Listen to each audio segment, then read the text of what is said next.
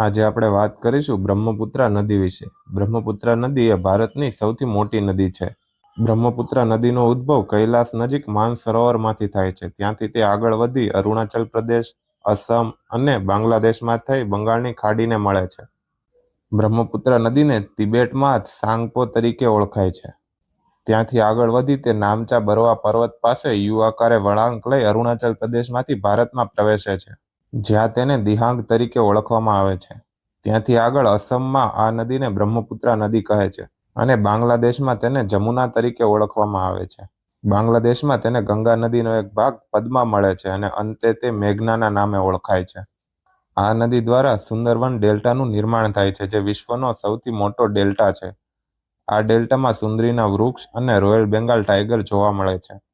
બ્રહ્મપુત્રા નદીની ડાબી બાજુની સહાયક નદીઓમાં દિબાંગ નદી, લોહિત નદી અને ધનસારી નદીનો સમાવેશ થાય છે, જ્યારે જમણી બાજુની સહાયક નદીઓમાં તીસ્તા અને માનસ નદીનો સમાવેશ થાય છે.